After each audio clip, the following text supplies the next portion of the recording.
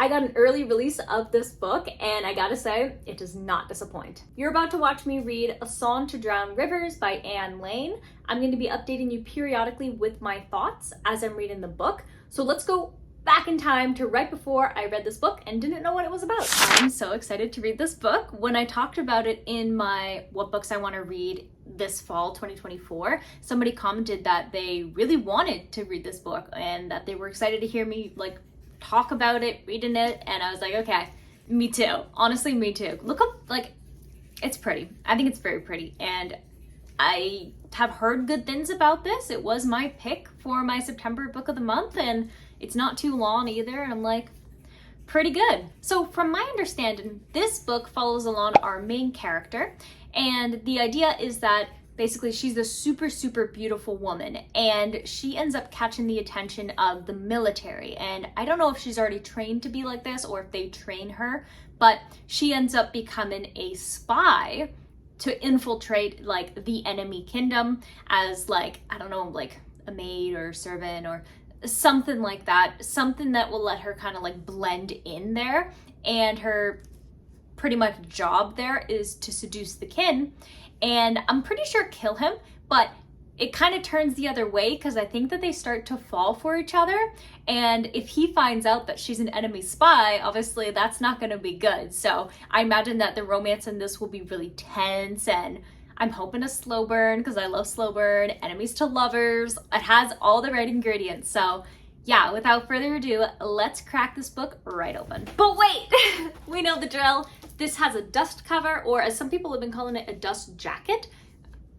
Honestly, I've just always called it a dust cover because it covers from dust, but dust jacket, whatever you want to call it, has this. And I don't like these because they slide around all the time, and I just hate them so much. So we're going to remove it and reveal the design underneath. Knowing that this is a book of the month book, I imagine it'll just have the little circle with the month on it, but the color I'm going to predict is going to be blue and gold because it will match this. So let's find out. Aha, it is. Blue and gold. All right, let's read this book for real now.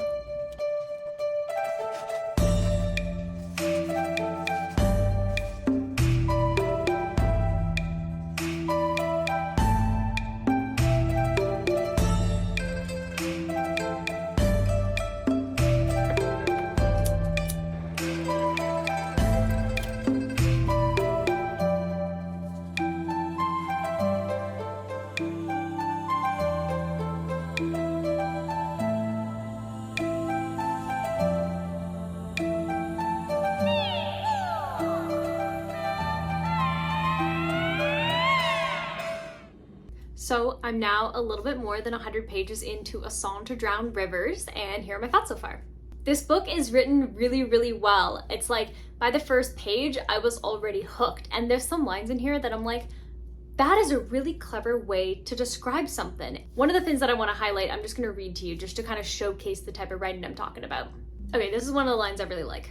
A set of wedding robes had been laid out on my bed that night. They were the deepest red, the red of spilled blood, of spoiled wine, of kissed lips, and embroidered with gold thread. I think just the description of the color red as being kissed lips and spoiled wine, I thought was really clever because usually people will be oh, it's crimson or any other kind of regular synonym that you can find in the thesaurus. So being able to describe a color as something else, I think is a very clever move on the author's part, and it really stuck with me. It's also really interesting to learn about ancient China and the wars that are going on, because our main character is from Yu and they're enemies with Wu.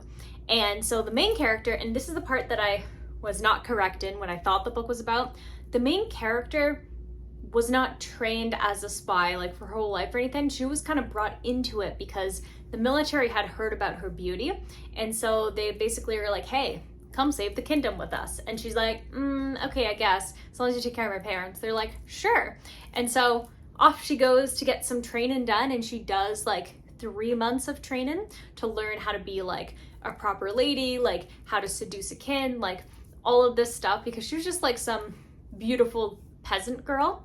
and from like this really small town, so she had to learn about like manners and stuff. And so yeah, she doesn't really know how to fight. That's her friend. Her friend knows how to fight, and she was also brought from the village, so she's kind of like acting in a way as like her guard, but is taking on the role of palace lady. Our main character, Sisu, is basically going to be a concubine, but she's there to get information and seduce the kin, and then pretty much just like help overthrow the Wu kingdom. And there were some really good scenes. They weren't spicy, but they were like, the tension was so thick, you could cut it with scissors. Like, the scenes with Sisu and Fanli, I wish that there were more of them.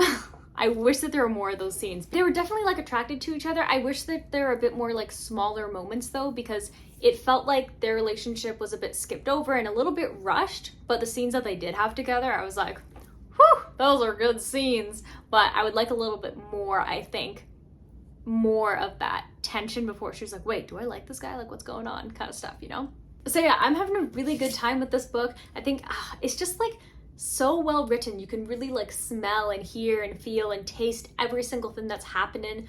The writing is very creative, and the history has been woven in a very fun and easy to understand way. And I liked all of the characters. I like our main character Sisu, who's she's pretty reckless in the way, but not in like the annoying way that some characters you see in books can tend to be. But like, she's reckless and she's fierce, but she can also be really independent, and she'll do things on her own because she knows she can do it, or to kind of like show other people that, yeah, I can do this, like, stop judging me kind of thing. And like, she's more than just a pretty face. So yeah, I'm gonna continue to read this book, and I will update you around the halfway mark. So I will see you then with my thoughts.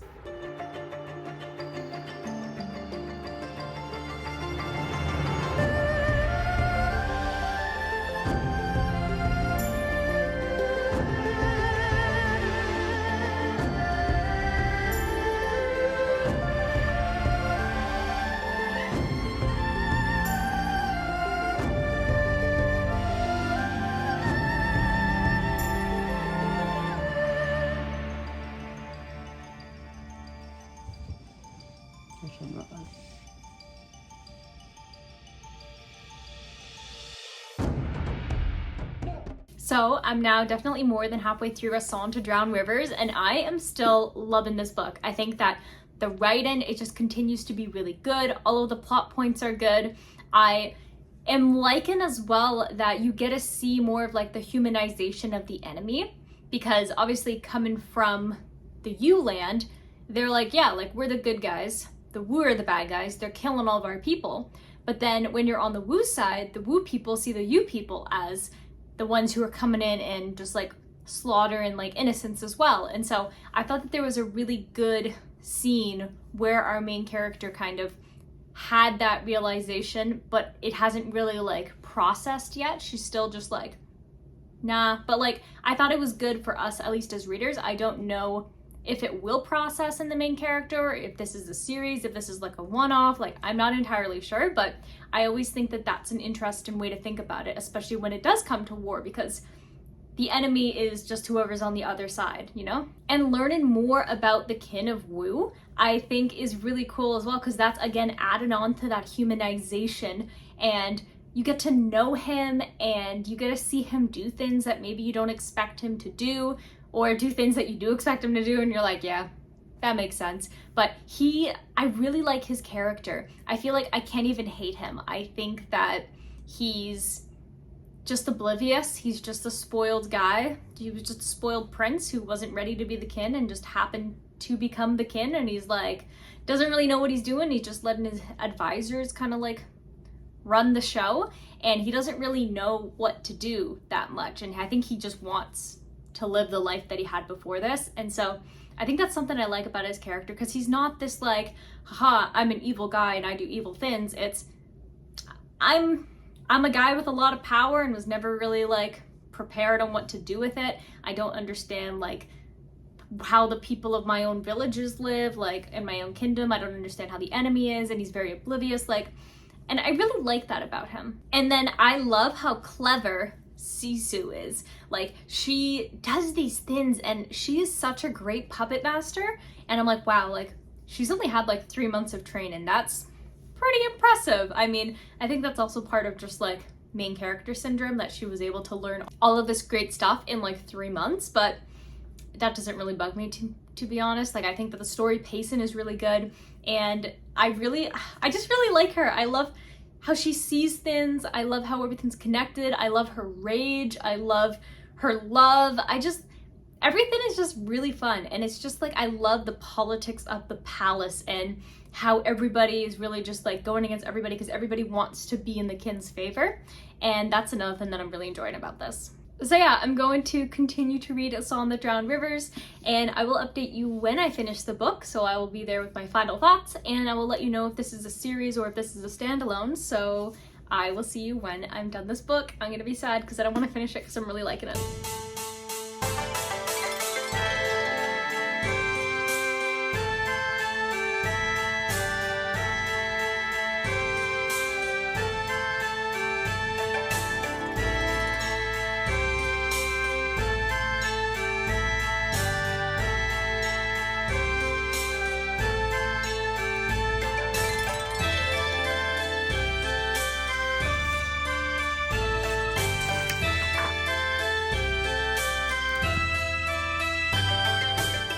I just finished A Song to Drown Rivers, and oh my goodness, okay, I did not know the story of Sisu, and so when I was reading it, and then when I got to the end of the book, I was like, what? What do you mean? Like, yeah.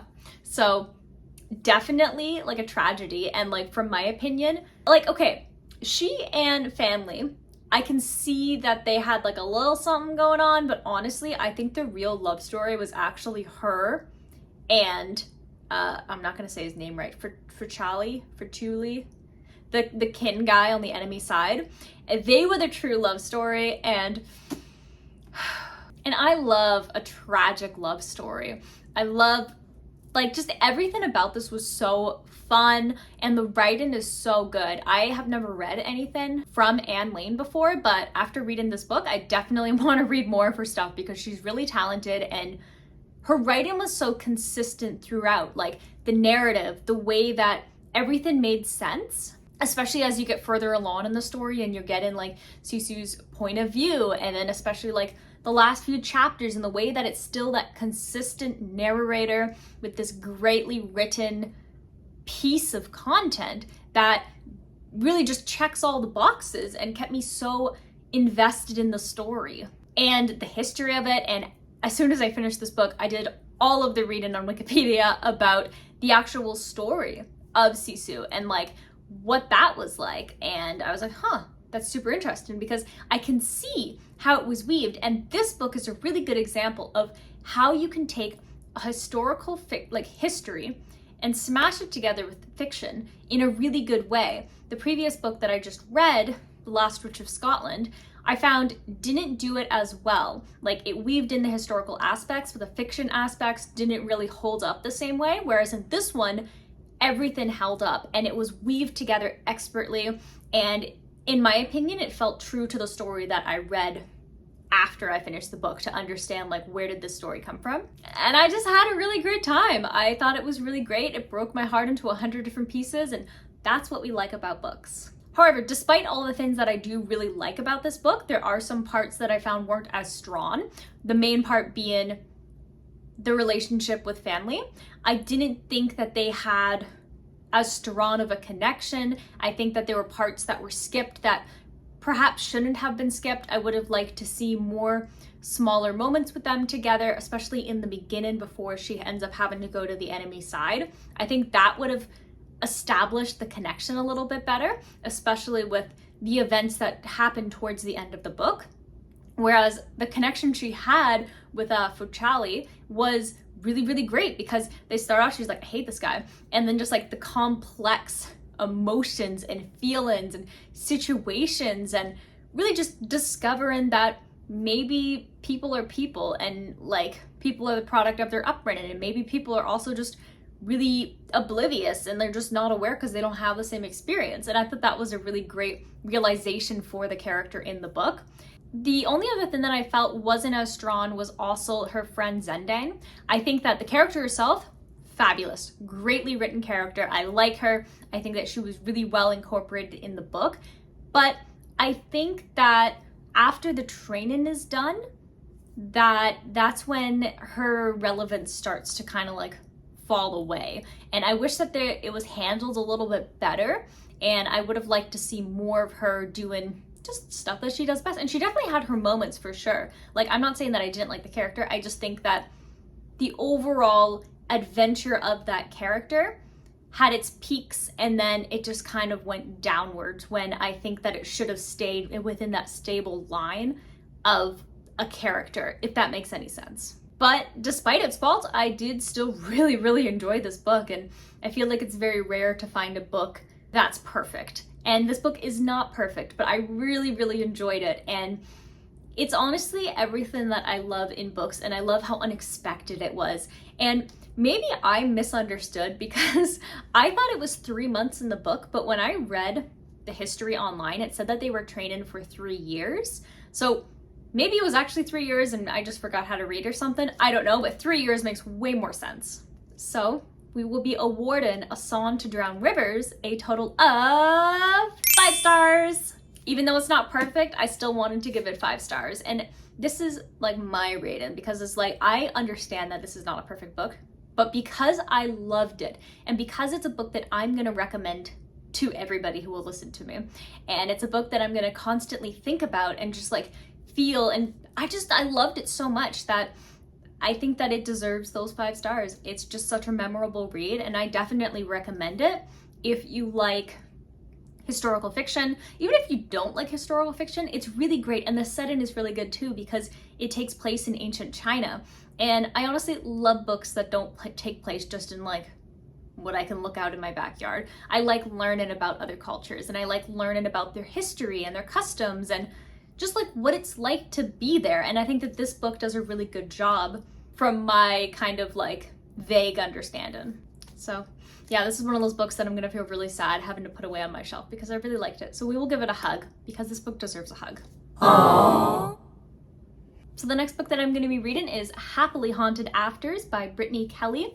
I'm excited about this book. I believe it's self-published, and we like to read a lot of self-published authors on this channel because authors are amazing. So yeah, I'm excited to read this. It's part of my kind of like spooky season fall reads that I want to do. And if you haven't seen it, there is a video that I posted where I kind of talk about all the books that I want to read this fall season. And so this is one of them. So if you're interested in watching me read Happily Haunted Afters or any other book that happens to be on my never-ending TBR, including the stuff I just talked about for my fall TBR, definitely hit the subscribe button if you haven't already, and turn on the bell notification. That way you get notified anytime a new video comes out. If you enjoyed this video, and if you're really into historical fictions as well, definitely hit the like button, and I'll see you in the next video. Bye!